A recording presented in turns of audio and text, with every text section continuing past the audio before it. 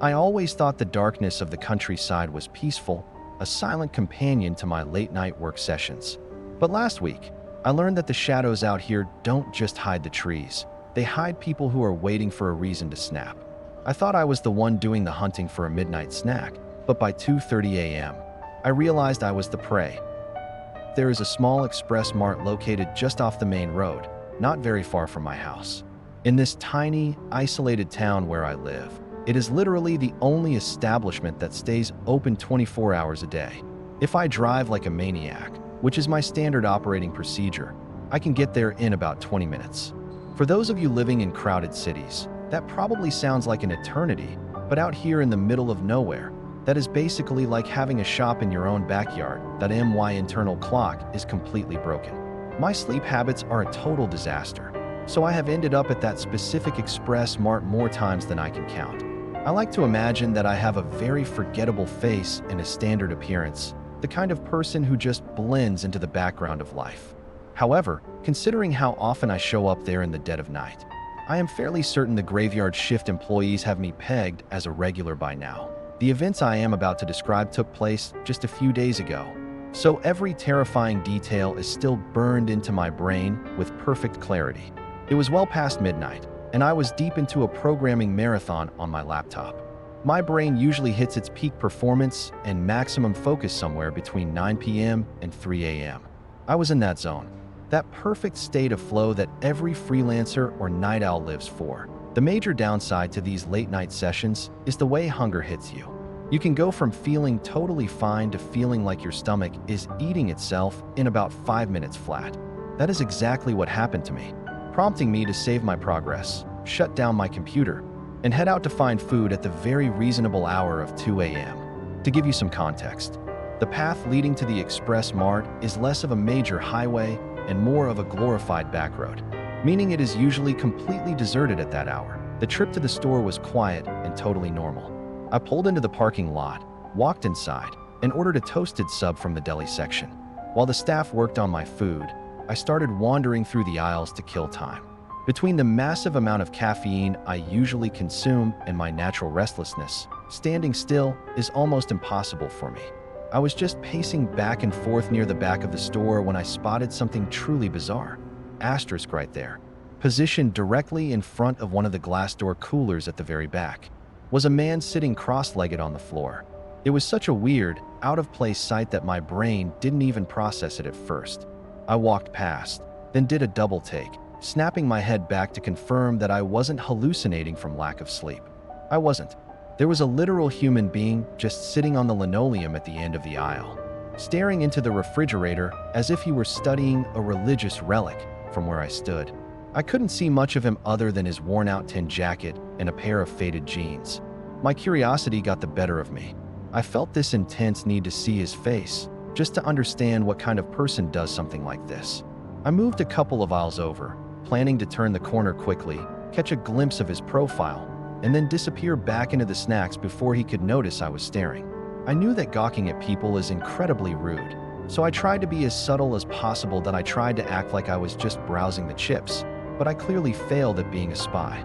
The second I stepped around the corner to look at him, he jerked his head around with incredible speed and locked his eyes onto mine.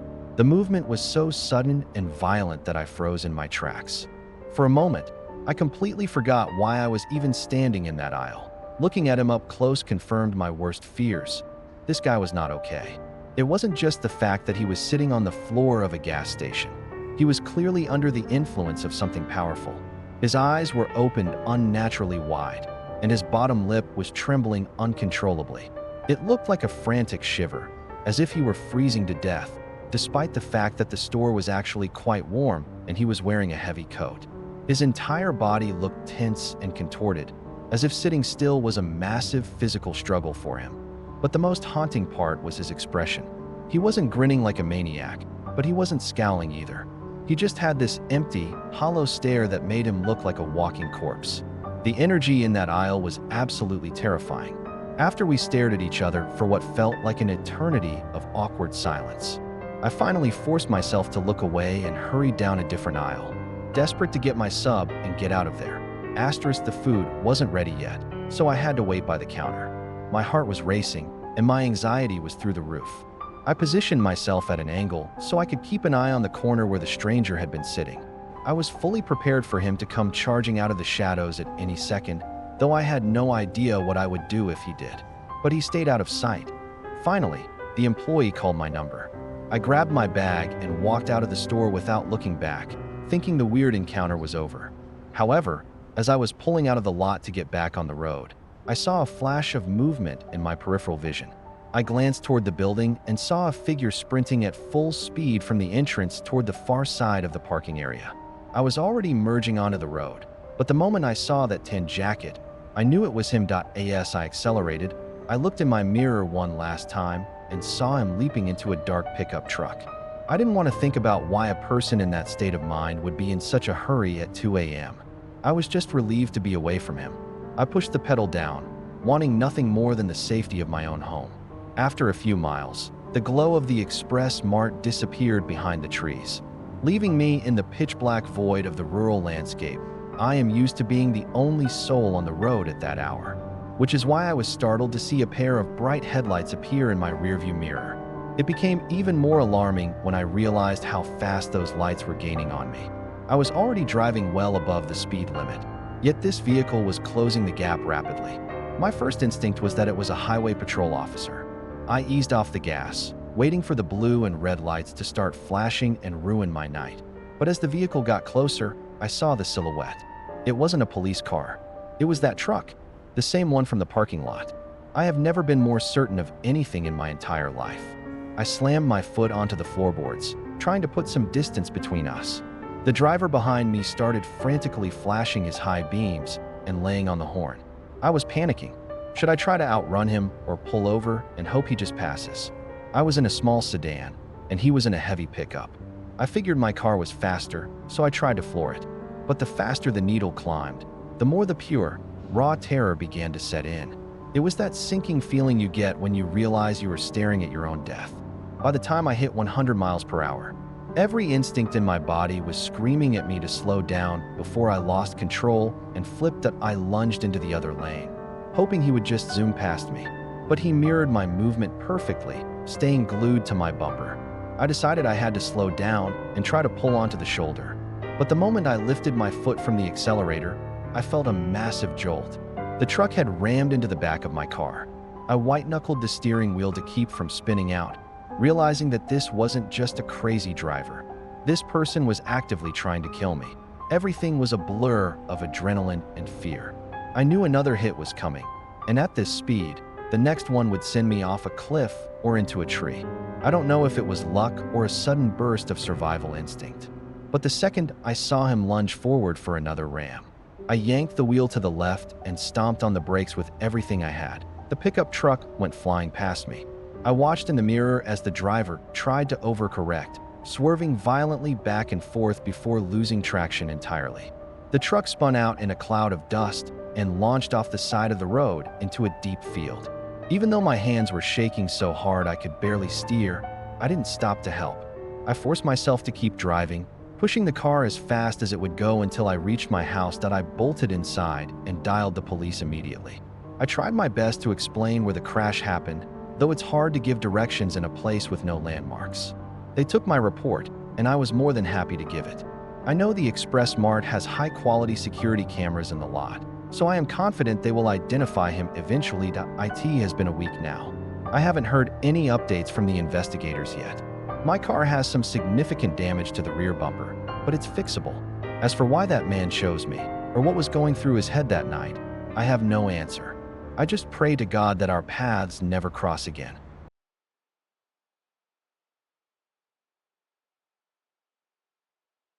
The Desert Road Trap. Why I never stop for strangers anymore. Description. In the summer of 2022, I took a high-paying delivery job that sent me into the deepest parts of the New Mexico desert. One night, a stranded woman and a red car turned a routine haul into a fight for my life. This is why you should always trust your gut on a lonely highway. Tags: scary stories, road trip horror, desert encounter. True stories: survival, highway trap, New Mexico, night shift. Delivery driver stories. Asterisk: most people believe the desert is empty at night, but sometimes, the things lurking in the shadows are waiting specifically for you.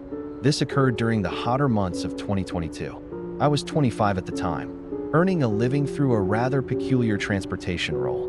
My job involved moving high-end refurbished servers and specialized computer hardware for a boutique delivery firm that aimed to dominate the logistics market in isolated rural zones. The shifts were grueling and lacked any predictable pattern. I often found myself behind the wheel for 12-hour stretches, frequently navigating through the dead of night across the most secluded corners of the American Southwest that the major carriers ignored. The income was substantial enough to keep me interested, and the solitary nature of the work didn't bother me because my childhood was spent on endless family road trips. On this particular evening, I was navigating the final segment of a haul from Tucson to Carlsbad. The clock showed nearly 1 a.m. as I steered through a desolate portion of Highway 380, just past the edges of the Gila National Forest in southern New Mexico. If you have never experienced those roads after dark, it is difficult to convey the absolute sense of abandonment. The pavement is narrow and the lighting is virtually non-existent. Passing another traveler is a rare event, happening maybe once every half hour if the night is busy. The crucial thing to understand about that specific path is that it serves as the only viable artery through that region for dozens of miles. Any GPS detour would tack on at least 2 extra hours to the journey, forcing a massive loop through Corona or similar outposts. Essentially, if you are traveling through that slice of New Mexico, Highway 380 is your only choice. I was occupied with a true crime broadcast when I rounded a sharp curve and noticed a crimson sedan parked awkwardly on the dirt shoulder with its emergency lights blinking. Habit made me ease off the accelerator. As my beams cut through the darkness, they hit a young woman standing beside the vehicle. She was stretching her arm toward the sky, holding her smartphone as if desperately searching for a cell tower. My initial thought was to simply maintain my speed and pass her by. I am not a callous person, but I am also aware of the dangers that exist in that part of the country during those hours. However, my mind drifted to my own sister or my partner, and I realized I would hope for a kind soul to stop if they were trapped in such a void. Furthermore, I was not entirely vulnerable. I kept a Sig Sauer P365 in a holster mounted right below the steering wheel.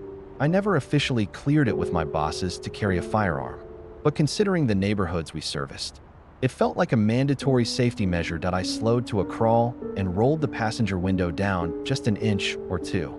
The girl, who looked to be around my own age, hurried toward the truck and immediately tugged on the door handle, which remained locked. She pleaded for a ride to the closest service station, claiming her engine had spontaneously died and she could not reach anyone for help. There was a frantic, shaky vibration in her voice, suggesting she was either under extreme pressure or perhaps under the influence of something. I paused for a moment. The entire scene felt slightly staged, but the knowledge that my weapon was within arm's reach gave me enough confidence to proceed. I told myself I could handle any complication that might arise. So, I pressed the unlock button. She climbed inside fast and muttered a vague, somewhat garbled, "Thank you very much," while avoiding any eye contact. The way her speech slurred made me suspect she might be intoxicated or perhaps just buzzed, which heightened my internal alarms. Before putting the truck back in gear, I tried to ask some basic questions. I asked if she had hit debris or if the electrical system had failed. She simply brushed the questions aside, repeatedly urging me to just start driving. Her responses lacked any logic, and I was genuinely considering forcing her to exit the vehicle. The more she spoke, I was just about to tell her to get out when I took one last look at her sedan. To my absolute dread, a tall man emerged from the shadows behind the car as if he had been crouched there waiting. My heart began to race as I snapped my eyes back to the road ahead. Another person had stepped directly into our path, about 50 feet in front of the bumper. He was gripping something long and heavy, perhaps a metal pipe or a heavy branch. He began walking toward us, and that is when my survival drive took control. I slammed the gas pedal to the floor. I made no attempt to be careful. The woman twisted around to look back and started screaming at me. Then, she reached into her large handbag and began frantically rummaging for an object. I had a terrifying intuition about what she was trying to find. Before the situation could spiral further, I barked at her to stay still and pulled my pistol. I did not aim it directly at her, but I propped it on top of the steering wheel where it was impossible to miss. Whatever she was reaching for in that bag, she stopped looking for it instantly. I commanded her not to move a muscle, and she complied. Surprisingly, her yelling ceased entirely. She just stared through the windshield with a blank, unreadable stare. Fortunately for her, we were less than 30 minutes away from the town of Roswell. After a grueling and silent half hour, I pulled into a brightly lit truck stop. There were a couple of other semis parked in the lot. I told her the ride was over and she needed to leave. She resisted at first, offering some nonsensical excuse that I have since forgotten. I didn't care. I reached across her, popped the door open, and physically shoved her out of the cabin. She lost her balance and hit the asphalt, screaming words that made no sense as she fell. A bystander, likely one of the other drivers, started moving toward us, and I could already see how this looked from the outside. All he saw was a man throwing a woman out of a truck. And I had no interest in explaining myself in that moment that I shouted a quick warning to the man about her true intentions, but that was the extent of my involvement. I sped out of that parking lot before he could get close, and I never checked the mirrors. I found a different station miles away to refuel. While I was there, I checked the passenger side where she had been sitting. Tucked deep into the gap of the seat was a battery for a burner phone and a thick bundle of heavy-duty zip ties. I refused to let my mind wander to what those were for. I threw the items into the trash and returned to the highway, wanting nothing more than to finish my route that I never contacted the authorities about that night. I didn't tell my company either. It wasn't because I thought it was unimportant, but legally, I didn't want to explain why I was carrying a concealed weapon or why I had used force to eject someone from my vehicle. I will let you draw your own conclusions about the legalities of that. One thing is certain, however, being prepared that night is likely the only reason I am still here to tell this story.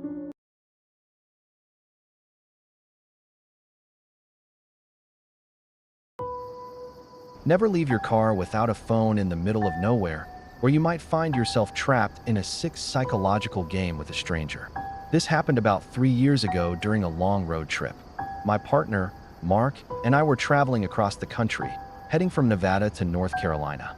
Our chosen path wasn't the quickest one, but Mark was determined to see some specific landmarks along the way. The major downside was that our route took us through incredibly isolated areas of the desert. The most unsettling stretch was a long piece of highway in western Oklahoma. Miles and miles of empty fields and nothingness. We had been on the road since dawn, and I eventually drifted off in the passenger seat just as the sun began to set. I am the type of traveler who can sleep through anything in a moving vehicle, so I was completely out for several hours. Around 11 p.m., the change in motion woke me up. I realized we were slowing down as Mark steered the car into a tiny, dilapidated gas station tucked away off the main road. Mark mentioned he needed to refuel and wanted to grab some caffeine for the next leg of the trip. I figured this was my best chance to find a restroom before we hit the next empty stretch, so I hopped out. I didn't think to grab my smartphone or my bag. I assumed I would be back in the car within 2 minutes, so it felt unnecessary to bring anything. Inside, an elderly clerk sat behind the counter, not even glancing up from a magazine when I entered. The toilets were located down a cramped, dimly lit corridor at the very back of the building. As I pushed open the door to the ladies' room, I nearly collided with a woman who was exiting a stall. This wouldn't have bothered me, except for her jarring appearance. Her gray hair was a tangled, matted mess that looked unwashed and strangely clumped together. She was wearing cheap rubber sandals that made a distinct, wet slapping sound on the tile floor. But the strangest part was the heavy, oversized winter parka she wore, colored in shades of brown and orange. Keep in mind, this was Oklahoma in July, and the heat was stifling even at night. She held a tightly knotted plastic bag in her hand, and the moment she noticed me, she froze and stared. It wasn't a casual glance of acknowledgement, but a piercing, intense gaze that felt heavy with expectation, as if she were waiting for me to provide a secret password. Asterisk, I had no idea what she wanted, so I just gave a quick, nervous nod and tried to pass her. But she didn't move an inch to make space. I hoped that would be the end of the encounter and she would just walk out. However, instead of exiting, the woman turned around and followed me toward the sinks. She didn't wash her hands or check her reflection. She simply stood there with her arms hanging limp, watching me with that same haunting expression. My skin began to crawl, so I ducked into the first stall and bolted the lock. The moment the latch clicked, a wave of regret hit me for leaving my phone in the car. I had no way to alert Mark if things turned south, and my gut was screaming that this woman was dangerous. I sat there in silence for several minutes, praying to hear her leave. Finally, I heard the rhythmic slap of her sandals moving toward the exit, followed by the heavy thud of the doors swinging shut. I waited a few seconds to breathe a sigh of relief, but then I froze. I could still hear breathing that it wasn't my own breath. It was deep and ragged, coming from somewhere inside the room. I realized then that she had staged her departure. She had slammed the door to trick me into thinking she was gone, but she was actually standing perfectly still, likely tucked into the corner right by the exit where I couldn't see her. I didn't make a sound. I sat there for an eternity, trying to keep my own breathing silent because the thought of her hearing me was terrifying that I kept cursing myself for being so careless with my phone. Eventually, the door opened and shut once more. The breathing stopped, and a massive sense of relief washed over me. Still, I wasn't fully convinced, so I stayed put for another minute. Just as my hand reached for the lock, I heard a violent gasp, like someone had been holding their breath until they turned blue, followed by the door opening and closing a third time. That was the point where I started to panic. This person had faked leaving twice now. I couldn't comprehend what she wanted, but these psychological games made it clear her intentions were malicious. I was paralyzed. I hoped she was finally gone, but after 2 tricks, a third one wasn't out of the question. Eventually, the tension became unbearable. I unlocked the door as quietly as possible and stepped out, expecting to see her face right in front of mine. Asterisk, the room was vacant. I washed my hands as fast as I could and sprinted out of the bathroom. I had no clue where she had gone or if she was lurking in the aisles of the store. Back in the main area, I saw a tall, burly man paying for gas. I pretended to browse a shelf near the entrance until he was done. When he headed for the exit, I followed closely behind him, using his presence as a shield. I figured if she was waiting to ambush me outside, she might hesitate with a witness around. I tried to tell myself I was being paranoid, but that hope vanished the second I stepped into the night air. She was there. She was standing in the shadows to the side of the entrance, glaring at me with pure hatred. In her hand, she gripped an object I couldn't fully identify. It looked like a blade, but the lighting was poor. However, the way she was coiled, leaning forward like a predator ready to strike, made me certain she was about to lunge at me. I tensed up, ready to scream or fight for my life. But instead of attacking, she suddenly turned and disappeared around the corner of the building. I bolted to our car and locked the doors instantly. Mark looked at me, confused, and asked why I looked like I'd seen a ghost. I told him to just drive and that I'd explain everything once we were miles away. He didn't argue and pulled back onto the highway. As we accelerated away, I looked back in the side mirror. She was standing at the edge of the building, motionless, watching our taillights fade into the distance. That sight left me with a deep sense of dread that I couldn't shake off. When I told Mark the full story, he was frustrated that I hadn't taken my phone, which I completely understood. We eventually agreed to push it out of our minds and try to enjoy the rest of the trip. But one thing is for sure, I don't use public restrooms in the middle of the night anymore, and I don't regret that decision one bit.